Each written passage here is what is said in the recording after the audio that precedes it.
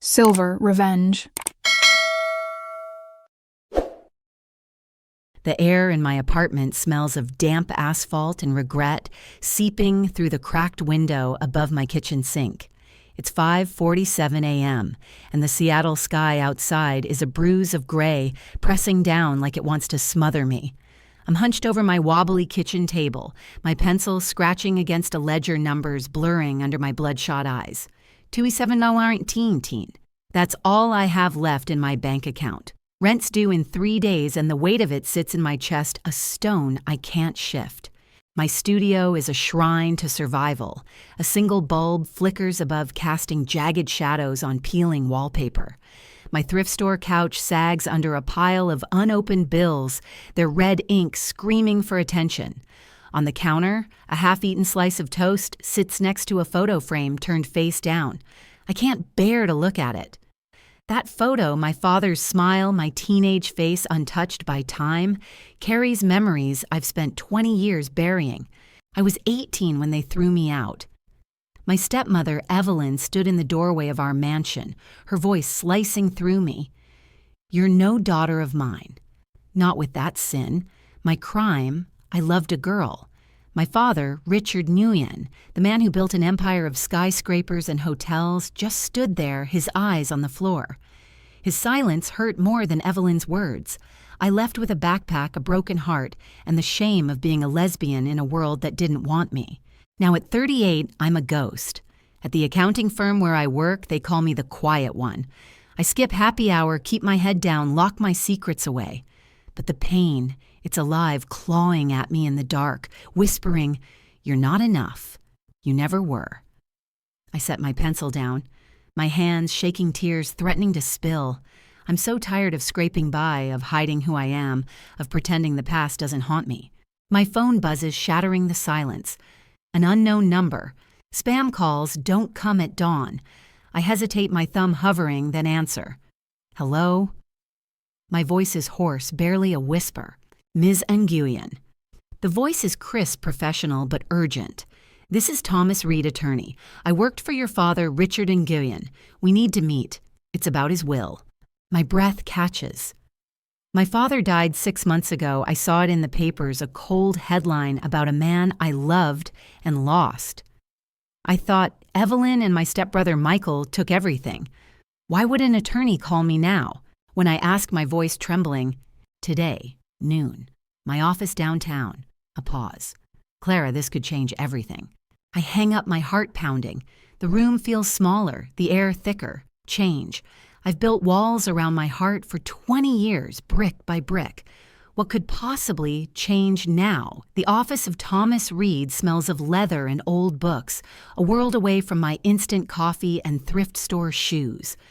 Thomas is older, silver hair framing a kind face, but his eyes carry a weight that makes my stomach twist. He slides a manila envelope across his desk, and my fingers hesitate before touching it, like it might burn. "Your father left a will. A real one," he says. "Not the one Evelyn presented to the courts." My heart stutters. "What do you mean?" "Richard named you as the sole heir to Nguyen Enterprises. Everything, his properties, his investments, his legacy. It's yours. But Evelyn and Michael forged a new will to cut you out." The words hit like a fist. Sole heir. My father, the man who let me walk away, chose me. I want to laugh, to cry, to scream.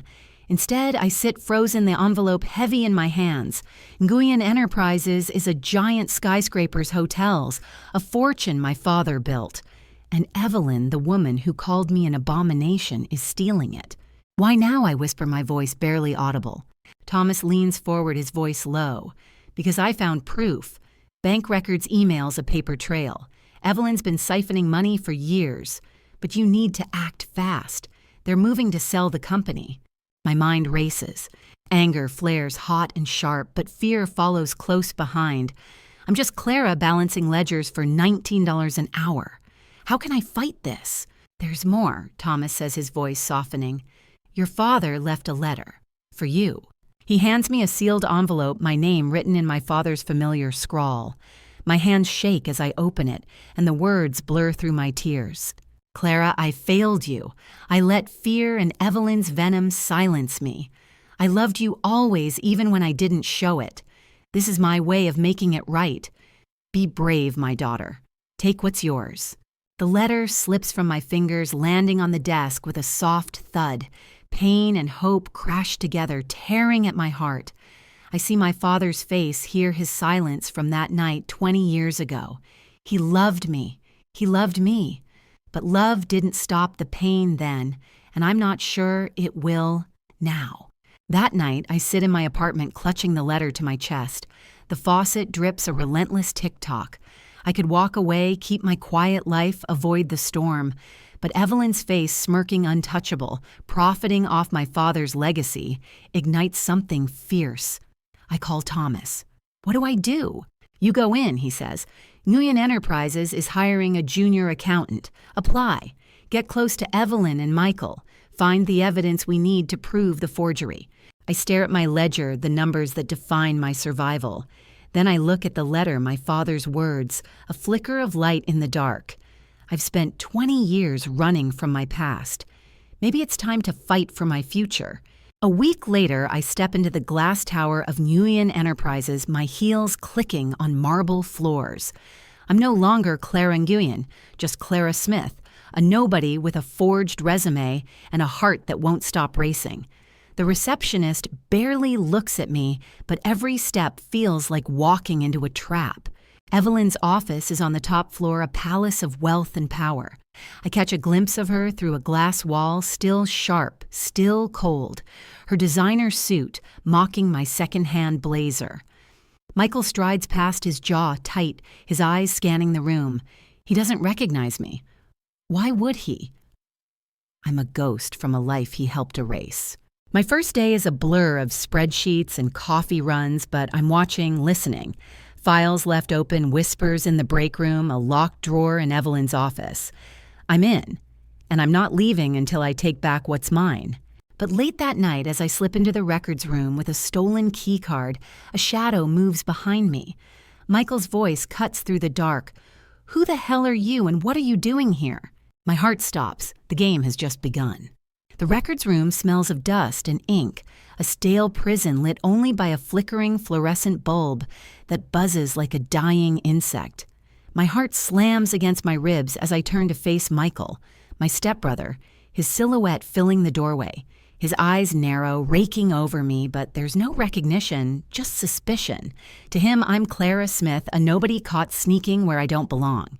Who the hell are you, and what are you doing here? His voice is low, sharp, like a blade drawn in the dark. My mind scrambles for a lie. The stolen keycard burns in my pocket, and the folder in my hands, stamped with Nguyen Enterprises logo, feels like a bomb about to go off. I force my voice to stay calm, leaning on years of hiding my fear. I'm Clara Smith, the new accountant. I was checking files for tomorrow's audit. Michael steps closer, his polished shoes clicking on the linoleum, each sound a hammer against my nerves. He's taller than I remember, his jaw sharper, but his eyes carry the same coldness from 20 years ago when he watched Evelyn throw me out. He snatches the folder from my hands, flipping it open. His brow furrows as he scans the pages. Financial records, transfer logs, emails. These are restricted, he says, his voice tightening. You're not authorized. My throat closes up. I've been here 3 days and I'm already caught. But I notice his hands tremble slightly as he reads. Is it anger or something else? I made a mistake, I say, keeping my voice soft but steady. I'll go. He blocks my path, his gaze like a spotlight. At midnight in a locked room. Explain why you're digging into my mother's accounts. The word mother cuts deep, a reminder of the family that erased me. I want to scream that I'm Clara Nguyen, his sister, the one he let Evelyn destroy, but I bite my tongue. I need time, evidence, a plan. I'm sorry, I say, ducking my head. I'll talk to HR tomorrow. He hesitates, then steps aside. Don't let me catch you again. I slip past him, my pulse hammering the folder left behind. As I hurry down the dark hallway, I feel his eyes on my back, like a predator waiting to pounce. I'm not safe, not yet. Back in my apartment, I collapse onto the couch, the weight of the night crushing me. The faucet drips a relentless tick-tock that mirrors my racing thoughts. My eyes drift to the face-down photo frame on the counter. I reach for it, my fingers trembling as I turn it over. My father's face stares back, graying hair, warm eyes, a smile that once felt like home. I'm there too, a teenager, my arm slung around his shoulders, laughing at a company picnic. It was before Evelyn, before the betrayal, before lesbian became a word that broke my world. I trace his face, my father's letter burning in my mind. Be brave, my daughter. Bravery feels impossible when I'm alone, outmatched a ghost in a world that doesn't want me. My phone buzzes a text from Thomas. Found something. Meet me tomorrow, 8 a.m. Bring nothing. Trust no one. The diner smells of bacon and burnt coffee, a chaotic hum of clinking plates and morning chatter. Thomas slides a USB drive across the table, his face grim. Bank transfers, he says. Evelyn's been funneling money to offshore accounts for years. Millions. Your father suspected it before he died. My fingers close around the drive, my mind reeling. Why didn't he stop her? Thomas sighs, his eyes heavy. He was sick, weak. Evelyn controlled everything, his medication, his meetings. I think she hastened his end. The words hit like a slap. My vision blurs, my coffee cup trembling in my hand. You think she killed him? I can't prove it. Not yet. But these records are a start. You need to get into Evelyn's office, find her personal laptop. There's more, there has to be. I nod, but fear coils in my gut. I'm not a detective, not a hero. I'm just a woman who spent her life running from pain. But Evelyn, smirking, untouchable, possibly a murderer, lights a spark in me. I won't let her win. For a week, I play Clara Smith, the invisible accountant. I learn the rhythm of Nguyen Enterprises, the clink of coffee mugs in the break room, the hum of printers, the whispers of office gossip. But I'm always watching. Evelyn's office is a fortress guarded by a loyal assistant and a biometric lock. Michael is everywhere, meetings, hallways, his eyes following me with suspicion. One evening, I stay late volunteering for a report nobody wants. The office empties, the city lights glittering through the windows. I slip into Evelyn's office, my heart pounding as I use a copied key card from her assistant's desk. The laptop boots up its blue glow, casting shadows across my face. I find it a hidden folder labeled Legacy. Emails, contracts, a memo neutralize Richard's influence. Secure the board. My stomach churns. It's not just fraud. It's a takeover. The door clicks open. I spin, my heart in my throat. Michael stands there, his face unreadable. I knew you weren't just an accountant. I freeze, the laptop glowing. There's no lie to save me now. Michael, save it. He snaps, stepping closer, but his voice softens, almost breaking. Clara, is it really you? My breath stops. He knows. The mask is gone. Michael's eyes search mine, and for the first time I see something other than coldness, pain, raw and real. I thought you were gone, he says, his voice cracking. After you left. I didn't know how to find you. Anger surges hot and sharp. You didn't try. You stood there while she threw me out. You called me a freak. He winces, his hands clenching. I was a kid. I was scared. Evelyn, she controlled everything. She still does. He steps closer, his voice a whisper. I'm like you, Clara. I'm gay. I've been hiding it my whole life. If she finds out, she'll destroy me too. The words hit like a wave. My stepbrother, the golden boy, the one who had everything, is trapped in the same cage I escaped. I want to hate him, but his pain mirrors mine. The shame, the fear, the weight of living a lie. I found the real Will, Michael says, years ago. I kept it hidden because I was a coward, but I'll help you. We can stop her. My mind reels. An ally, Michael of all people. Can I trust him, or is this another trap? We sit in the dark office, the laptop's glow lighting our faces. Michael hands me a flash drive, his own evidence collected over years. Evelyn's been blackmailing board members, he says. She's planning to sell the company to a rival. If we don't act, it's over. My hands shake as I take the drive. Why now? Why help me? He looks away, his jaw tight. Because I'm tired of hiding and because I owe you. for what I didn't do back then. His words settle between us, heavy with truth. I see the boy he was scared, complicit human. I see the man he is now broken in his own way. We're not family, not yet, but we're bound by a shared enemy and a shared secret. Let's do this, I say, my voice steady for the first time in years. But if you betray me, Michael, I'll bury you with her. He nods, a flicker of respect in his eyes. Deal. As we leave the office, the city skyline glitters below, a reminder of the empire at stake. I feel my father's letter in my pocket, his words, a quiet fire. Be brave, my daughter. For the first time, I think I can be. Rain drums against my apartment's windows, a relentless beat that matches the chaos in my head. It's 2 a.m., and I'm sitting at my wobbly kitchen table, staring at Michael across a battlefield of USB drives, mine from Thomas, his from years of secret rebellion. The air reeks of instant coffee and the faint mildew clinging to my walls. My eyes, gritty from exhaustion, search his face for any sign of betrayal. Can I trust him?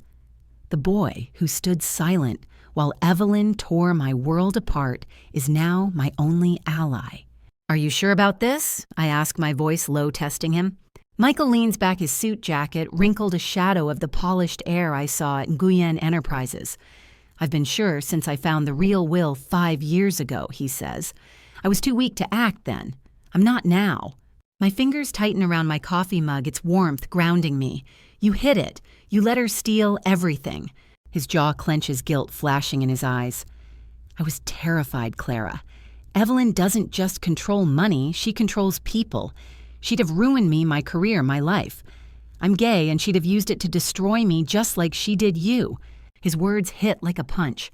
I see my own pain in his face, the years of hiding, the shame of silence, the weight of a family that demands conformity. I want to hate him, but we're mirrors, both scarred by Evelyn's cruelty. Then why now I press? What's changed? He hesitates, then pulls a photo from his wallet, a candid shot of him, with a man both smiling, carefree. His name's David, he says softly. He's the reason I can't keep hiding. He deserves better. We deserve better. My chest tightens. I think of Anna, a woman I loved years ago, pushed away because I couldn't risk being seen. Okay, I say finally, we do this together. But if you cross me, Michael, I'll make sure you lose everything. He nods, a flicker of respect in his eyes. Fair. Over the next few days, Michael and I work in secret, our alliance fragile but holding. As Clara Smith, I dig into Nguyen Enterprises records, my accounting skills a quiet weapon. I find discrepancies, millions siphoned to shell companies' signatures that aren't my father's. Michael, with his access as Evelyn's right hand, feeds me information board meeting schedules. Evelyn's travel plans, whispers of a deal to sell the company to a rival conglomerate. But Evelyn's no fool. I feel her eyes everywhere, her sharp gaze lingering in meetings, her assistant trailing my every move. One wrong step and I'm done. The next morning, we meet Thomas at a coffee shop, the air thick with espresso and tension. Thomas reviews our evidence, the forged will bank, records, emails. It's enough, he says. Present this to the board and Evelyn's done. But be careful. She's dangerous. My hands tremble, clutching my father's letter. Be brave, my daughter. I'm ready to face Evelyn to reclaim my legacy. But Michael's phone buzzes and his face pales. He shows me a photo of him and David kissing sent from an unknown number. The message reads, "Back off or this goes public." My blood runs cold. Evelyn. He nods, his voice shaking. She's always known. She's been holding it over me for years. The betrayal cuts deep, not from Michael, but from Evelyn's endless reach. I feel my own fear, memories of being outed, shamed, cast out. But I see the terror in Michael's eyes, and something shifts. I grab his hand. She doesn't get to win, not this time. That afternoon, we enter the boardroom, a sleek space of glass and steel, overlooking Seattle's skyline. I'm no longer Clara Smith. I'm Clara Nguyen, the rightful heir. My heart pounds as I lay out the evidence, the forged will, the stolen millions, the emails. The board members shift uncomfortably, their gasps filling the room. Evelyn sits at the head of the table, her smile cold, calculated. "You're delusional, Miss Smith. she says, her voice dripping with disdain. This is a desperate attempt by a disgruntled employee.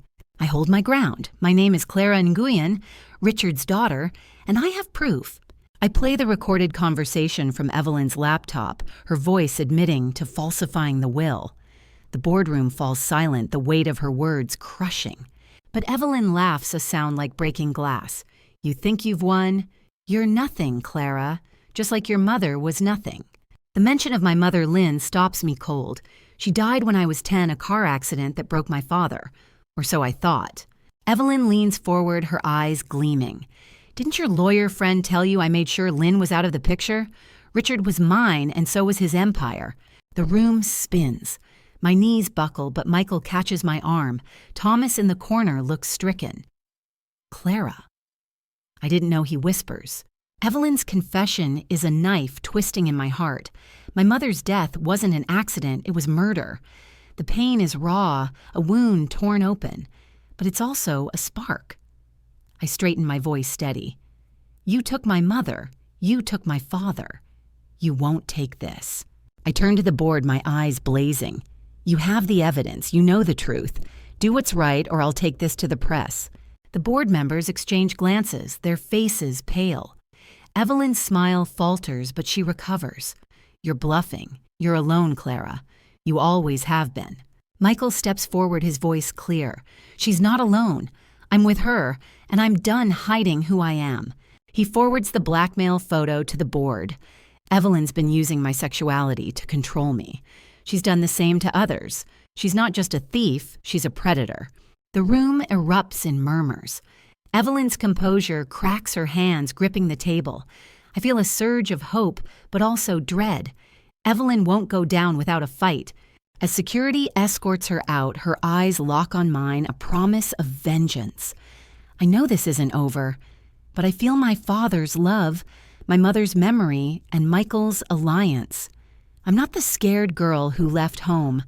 I'm a woman, ready to fight. The boardroom's glass walls reflect Seattle's skyline, now glowing with the golden hues of late afternoon. I stand frozen as security escorts Evelyn out, her final glare burning into me like a brand. The board members shuffle papers, their voices, a low hum of shock and indecision.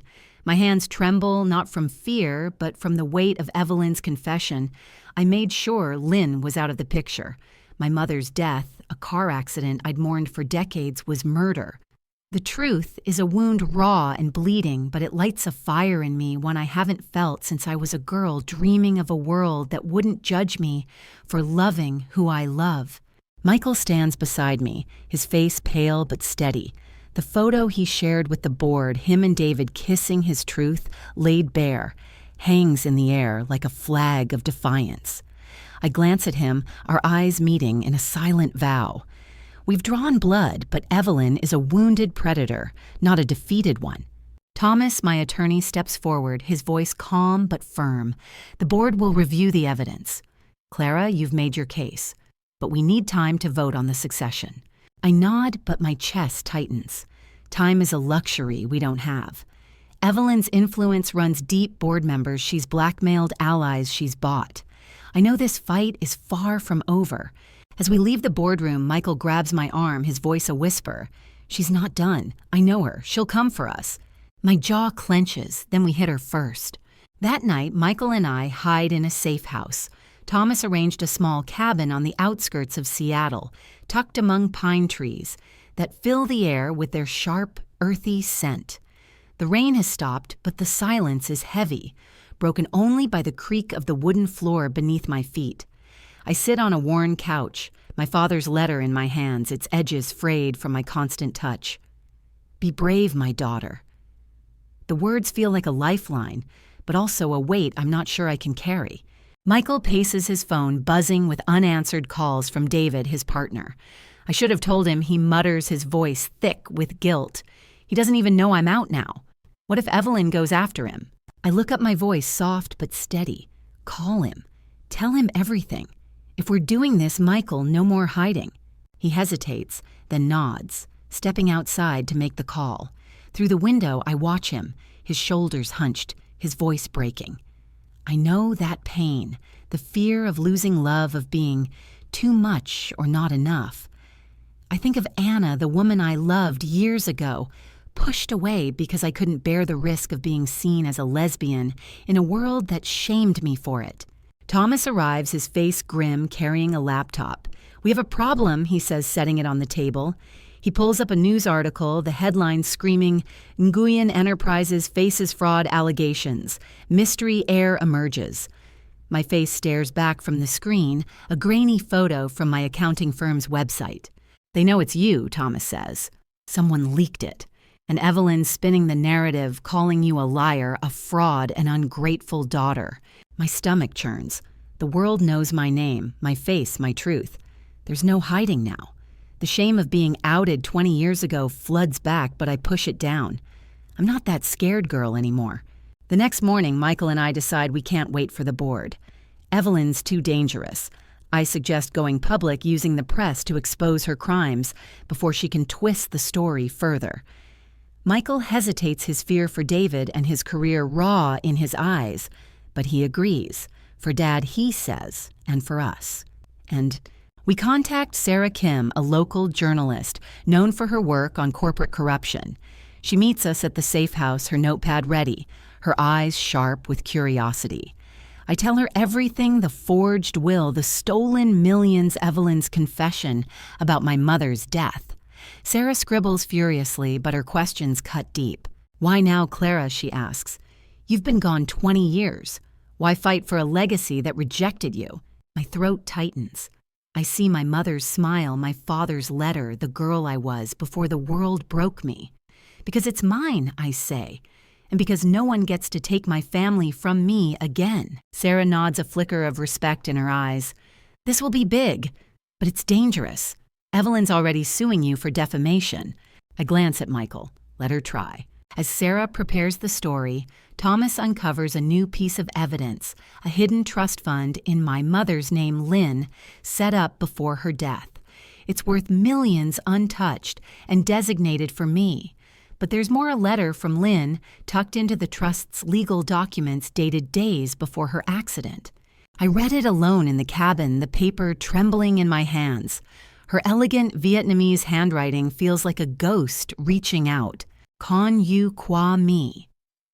If you're reading this, I'm gone. I knew Evelyn was dangerous, but I stayed for you and your father. This trust is my gift to you, your freedom, your future. Never let anyone dim your light. You are enough, Clara. You always were. Love me." Tears stream down my face, the pain of losing her colliding with the warmth of her love. My mother knew. She fought for me even as Evelyn plotted against her. The trust fund isn't just money, it's proof of her faith, a shield against Evelyn's lies. But the letter holds another secret. Lynn suspected Evelyn was tampering with her car. She'd hired a private investigator, but the evidence vanished after her death. My grief turns to rage. Evelyn didn't just take my mother's life. She erased her voice. Sarah's article drops the next day, a bombshell that sets the internet ablaze. Nguyen Enterprises rocked by fraud and murder allegations. My story, my exile, my return. My fight trends with hashtags like "or Justice for Clara" and "Nguyen Truth." Strangers share their own stories of rejection, many from the LGBT community. Their words, a chorus of support I never expected. I feel their strength lifting me up. But Evelyn fights back. On a morning talk show, her face a mask of sorrow, she says Clara's troubled. She's always been unstable, resentful. This is a sad attempt to smear our family. I watch the broadcast in the safe house, my hands clenched. Michael beside me mutters, "She's good, too good." Sarah calls with an update. The police are reopening Lynn's case. Your mother's letter and the trust fund gave them enough to investigate. But Evelyn's got powerful lawyers. You need more. My eyes drift to the trust fund documents, then to my father's letter. My mother's words echo, "Never let anyone dim your light." I'm tired of hiding, of shrinking, of letting Evelyn win. "Michael," I say, my voice steady, "we're going to the police and we're bringing everything." He nods, but his face is tense. He pulls out a small USB drive. I found this in Evelyn's safe. It's bad. My heart pounds. What's on it? His voice is barely a whisper. Proof she killed Dad, too. The room spins. I grip the table, the weight of my parents' deaths crashing over me. Evelyn didn't just steal my legacy, she stole my family, but I'm not alone anymore. I have Michael, Sarah Thomas, and the truth. It's time to end this. The Seattle police station smells of stale coffee and disinfectant, a cold, sterile contrast to the storm raging inside me. I sit across from Detective Maria Alvarez, her sharp eyes studying me, like she can see every scar on my heart. Michael is beside me, his hands fidgeting the USB drive proof of Evelyn's role in our father's death, sitting on the table like a ticking bomb. Outside, rain hammers the windows, a relentless beat that matches my pulse. Detective Alvarez leans forward, sifting through our evidence, the forged will. The bank records the emails, my mother's letter, and now the USB drive. It holds a recorded phone call, Evelyn's voice cold and precise. Richard's getting too curious. Make it quick. Heart attack. Untraceable. My hands clench, nails digging into my palms. My father's death, his sudden collapse, written off as natural, was Evelyn's doing. The pain is a tidal wave drowning me in grief and rage. I see my mother's smile, my father's letter, their love, stolen by a woman who thrived on control. This is enough to arrest her, Alvarez says, her voice steady. But Evelyn's got powerful friends. We need to move carefully. I nod, but my mind is on my parents, Lynn, my mother taken when I was 10. Richard, my father, silenced when he tried to make things right. Do what you have to, I say. Just make sure she pays. Michael reaches for my hand, his grip tentative but warm.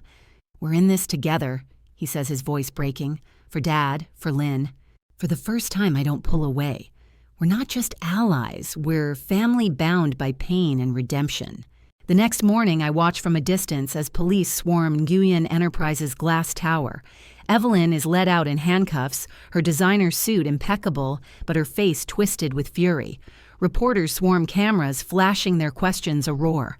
Miss Nguyen, did you kill your husband? Is Clara the rightful heir? I stand in the crowd, my coat soaked from the drizzle, my heart pounding. Michael is beside me, his arm brushing mine, a quiet anchor. The public's support has grown social media burns with wanting justice for Clara stories of others rejected for their identity pouring in many from the LGBT community. Their voices lift me a chorus of strength I never expected. Evelyn's eyes find mine through the chaos, a venomous glare that promises retribution. I hold her gaze, unflinching. I'm not the girl she cast out for being a lesbian. I'm Clara Nguyen, and I've reclaimed my name, my truth, my legacy. Later that day, Michael and I face the board in the sleek boardroom, its glass walls framing Seattle's skyline. The air is heavy with the weight of Evelyn's downfall. Helen Carter, the board chair, stands her voice firm. Clara Nguyen, the evidence is irrefutable. You are the rightful heir to Nguyen Enterprises. Effective immediately, you are appointed chairwoman. My breath catches. The empire my father built, skyscrapers, hotels, dreams, is mine. But the victory feels hollow, shadowed by the loss of my parents. I glance at Michael, who nods, his eyes shining with pride. As the board disperses, Helen pulls me aside, her voice low. There's one more thing. Your mother, Lynn, she wasn't just a victim. She was planning to expose Evelyn. I found this in Richard's private files. She hands me a small journal, its pages yellowed but intact. It's my mother's, filled with notes about Evelyn's shady deals, her suspicions about the car tampering, and a final entry. For Clara, my heart.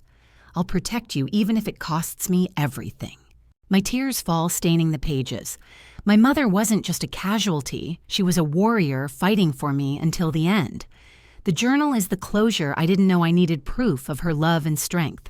6 months later, I stand in the renovated lobby of Nguyen Enterprises, now adorned with art celebrating diversity paintings of queer families, immigrant stories, resilience.